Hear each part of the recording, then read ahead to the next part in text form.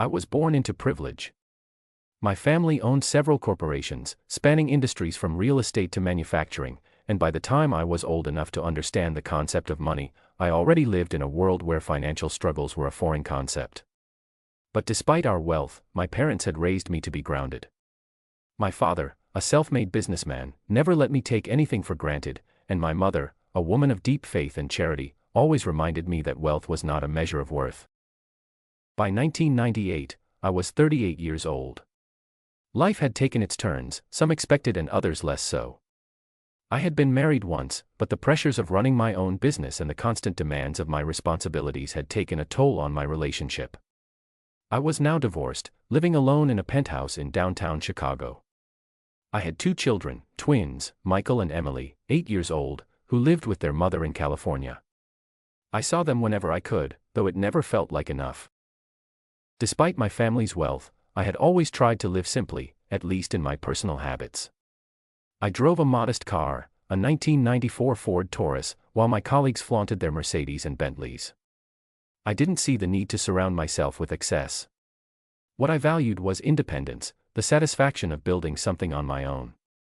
While I had a stake in my family's corporations, I had started my own software company in the early 90s, hoping to make a name for myself separate from my father's empire. The company was doing well, but I often found myself lost in the monotony of high-level meetings and balance sheets.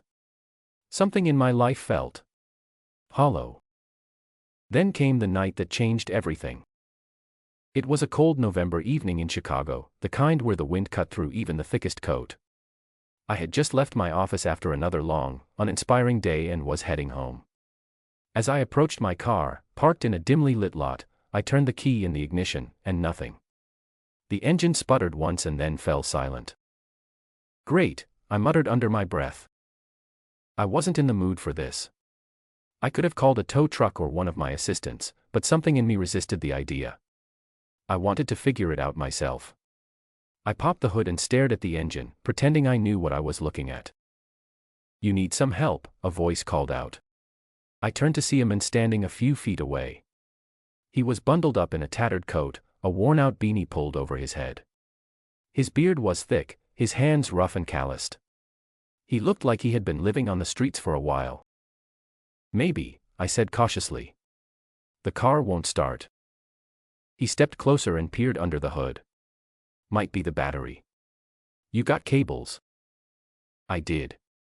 He grabbed them from my trunk and motioned to an old, beat-up truck parked a few spaces away. It looked like it had seen better days, much like him. He hooked up the cables, gave me a nod, and told me to try again. The engine coughed but still didn't start. "Not just the battery," he muttered. "Probably the alternator." I sighed. "Looks like I'm calling a tow truck." He hesitated for a moment, then said, "I can fix it." I raised an eyebrow. "You know cars?" "Used to be a mechanic," he said with a shrug. "Before?" "Well, before things went south." I studied him for a moment. He had the look of someone who had seen better days but still held onto a sliver of pride. He didn't ask for money, didn't look like he expected anything. He just wanted to help. I nodded. "All right. What do you need?" He spent the next half hour working under the hood, explaining each step as he went. As I watched him work, I found myself curious. Who was this man? What had brought him to this place? When he finally finished, he wiped his hands on a rag and said, "Try it now." I turned the key, and the engine roared to life. I laughed. "You're a miracle worker." He smiled for the first time. "Just a guy who knows his way around an engine." I reached into my wallet and pulled out a $100 bill. He shook his head. "I didn't do it for money." I hesitated, then said, "Come have a meal with me." He seemed surprised but nodded. "All right." We walked to a nearby diner, the kind with cracked leather booths and coffee that had been sitting on the burner too long. Over burgers and fries, he told me his story. His name was Daniel. He had been a mechanic for years, had a wife and a son, but after losing his job during the recession in the early 90s, things spiraled. His wife left, taking their son with her. He tried to find work, but without an address, it was nearly impossible. One bad break led to another, and before he knew it, he was living on the streets. I listened, fascinated and saddened. Here was a man who once had everything, a family, a skill, a purpose, and had lost it all. And yet, despite his hardships, he hadn't lost his sense of dignity. That night, I made a decision. I didn't just give Daniel a warm meal and send him on his way. Instead, I offered him a job. A small one at first, helping maintain some of the company vehicles at my office. But as weeks passed, I saw something in him. He was dedicated, reliable, and hardworking. I found him an apartment, paid his first few months of rent, and connected him with people who could help him rebuild his life. By the end of 1999, Daniel was back on his feet.